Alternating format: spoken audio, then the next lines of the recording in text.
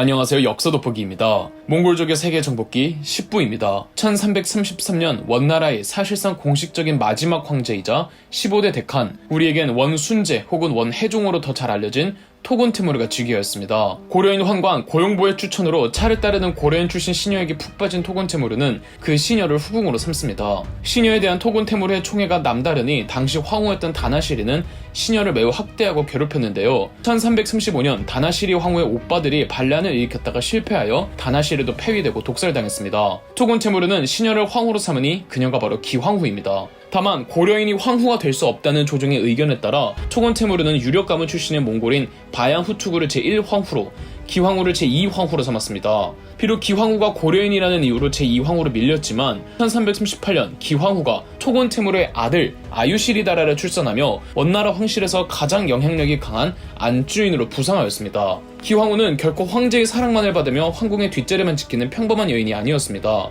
기황후는 원해종을 부추겨 황실 업무를 담당하던 관청 휘정원의 책임자가 되었습니다. 기황후는 휘정원의 이름을 자정원으로 바꾸고 자신을 황후로 만들어준 1등 공신 환관 고용보를 자정원사로 임명하였죠. 기황후를 매우 탐탁치 않아 하던 권력자가 있었습니다. 바로 메리키트 바얀이었는데요. 메리키트 바얀은 토군 티무르의 친위대 사령관이었습니다. 다나시리 황후의 오빠들이 반란을 일으켰을 때 진압한 공신이었고 이 공으로 숭숭장구를 하다가 대승상의 자리에 오릅니다. 단 메리키트 바얀은 어마어마한 인종차별주의자였는데 중국 한족들을 가혹하게 통치하기로 악명 높았으며 그래서인지 고려인 출신인 기황후도 부정적인 시선으로 봤습니다. 메리키트 바얀의 위세는 점점 강해졌고 메리키트 바얀의 권력의 위기의식을 느낀 토군 티무르는 메리키트 바얀의 조카 토크투아를 시켜 1340년 메리키트 바얀을 쳐서 그를 탄핵시켰습니다. 1341년엔 토크투아가 승상의 자리에 오릅니다.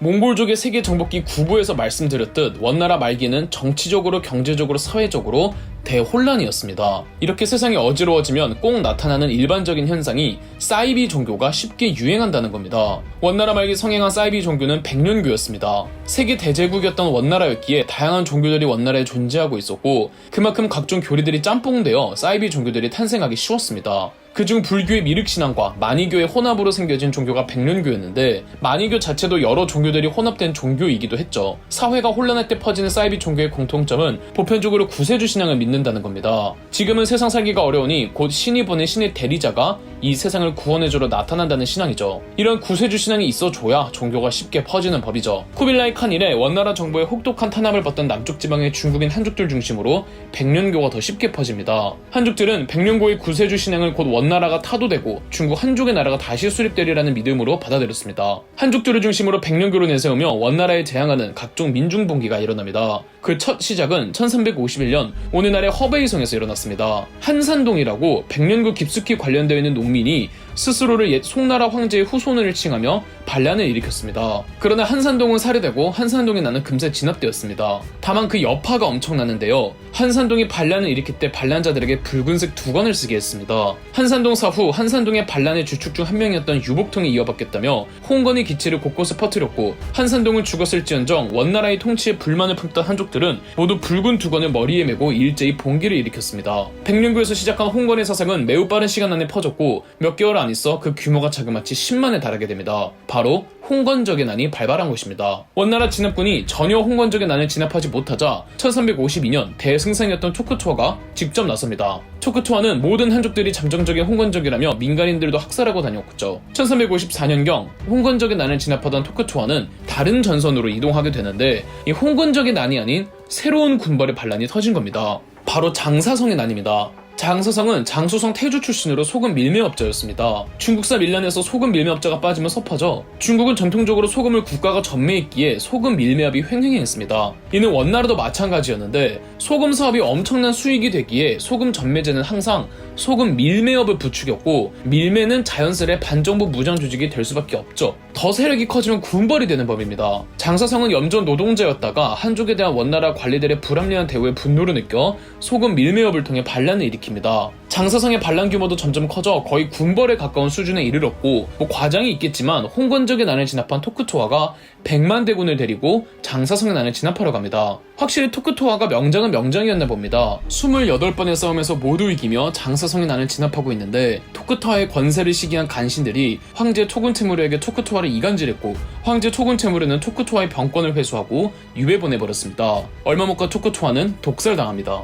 다시 홍건적의 난 쪽으로 가볼까요? 토쿠토와가 장사성의 난을 진압하러 가준 덕분에 홍건적의 위세는 나날이 커졌고, 심지어 토쿠토와가 제거되면서 걷잡을 수 없을 정도로 커집니다. 1355년 유복통은 한산동의 아들 한리마를 황제로 옹립합니다. 그런데 홍건적의 난 규모도 워낙 전국적이라 하나의 거대한 통일된 조직체가 아니었습니다. 크게 동계와 서계로 나뉘어 있었는데, 동계 홍건적이 유복통이 한리마를 황제로 옹립한 세력이었고, 서계 홍건적에는 서수휘라고 있었습니다. 서수휘는 면포 판매업체 출신으로 홍건적의 난에 가담했다가 자신의 세력을 형성한 후 확대해가고 있었는데, 서수휘도 나라를 선포할 정도였습니다. 다만 서수휘는 부하들의 배신으로 서수휘의 서계 홍건적 세력은 부하 진우량과 명옥진에 의해 두 개로 찢어졌습니다.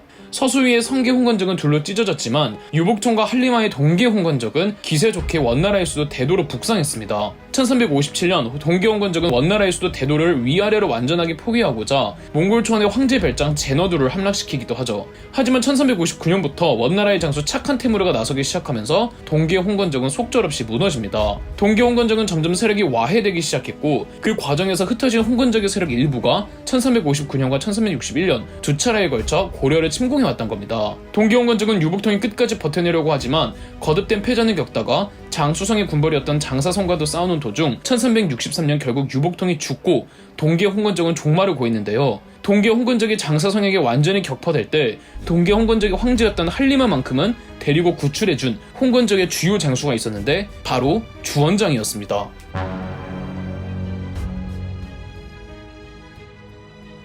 주원장은 오늘날의 안휘성 취저우 출신으로, 아마 주원장은 역대 중국사 중 나라를 건국한 시조 중 가장 찢어지게 가난한 거렁뱅이 출신일 겁니다. 매우 가난한 농민의 집에서 태어나 마을의 전염병 때문에 가족을 잃고, 오늘 하루의 걱정은 내일 어떻게 굶어 죽지 않을까를 고민했죠. 어차피 빌어먹을 거 품이라도 챙기고자 탁발생이 되었습니다. 그렇게 승려로 살다가 무슨 이유에서인지 20대 중반에 홍건적이 입단합니다. 주원장의 고향이었던 취저우에는 백룡구도의 주요 간부라고 자칭하며 홍건적의 무리를 이끌던 곽자흥이 있었습니다. 주원장의 능력이 남달랐던 건지 곽자흥은 주원장을 총애했고, 주원장은 곽자흥 세력에서 승승장구를 합니다. 심지어 곽자흥은 주원장을 사위로 삼았죠. 홍건적이 조직적인 단체가 아니라 여러 세력을 통칭해서 부르는 말이었기에 각 지역별로 홍건적을 자처하는 세력들끼리의 경쟁도 치열했습니다. 그 과정에서 주원장이 곽자흥을 죽음의 위기에서 구해내준 적도 많았죠. 곽자흥은 더 많은 병사들이 필요해서 주원장대로 병사들을 모집하게 했는데, 주원장이 모집한 병사들은 곽자흥보다는 주원장을 더 따랐고, 보는 관점에 따라 주원장이 곽자흥으로부터 독립한 듯한 인상도 풍겼죠.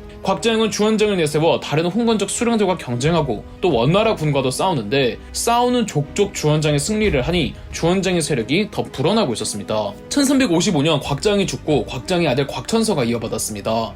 하지만 곽천서도 얼마 못 가 사망하고 주원장은 곽자흥의 모든 세력을 흡수합니다. 한편 한리마의 동계 홍건적은 1359년 착한 테무르와 싸워 대패배를 하고, 1363년 장사성의 공격으로 동계 홍건적이 완전히 와해됐을 때 한리마는 주원장에게 구원을 요청, 주원장이 한리마를 구출해냅니다. 주원장은 서기 홍건적과 장사성을 원나라와 똑같은 적으로 간주하고, 주원장은 찢어진 서기 홍건적 중 진우량을 먼저 격파하고 스스로 오왕을 자처했습니다. 오왕 주원장은 한리마를 다시 황제로 옹립하겠다며 난징으로 모셔오던 중 한리마는 의문사를 당합니다. 주원장은 1367년 장사성까지 토벌하면서 마침내 중국 남쪽 지방의 유일무이한 패권자가 되었고, 1368년 난징을 수도로 삼고 황제를 칭하며 명나라를 건국했습니다. 황제가 된 주원장은 곧바로 원나라와 마지막 전투를 감행하겠다며 북벌을 단행했죠. 당시 원나라에서는 착한 테무르마저 암살되었기에 이제 더 이상 원나라에 남은 명장들이 없었고, 원나라는 명나라군의 공격을 막아내지 못한 채 1368년 토곤 테무르는 아내 기황후, 아들을 데리고 수도 대도를 버리고 다시 몽골 초원지대로 돌아갑니다.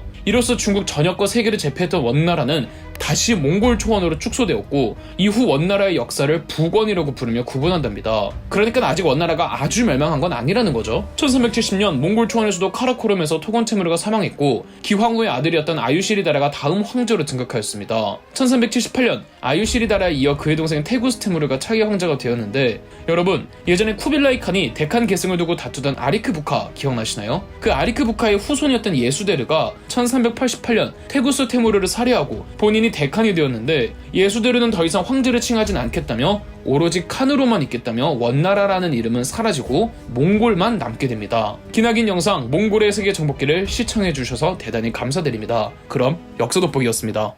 저희 역사 돋보기가 멤버십 가입을 시작했습니다.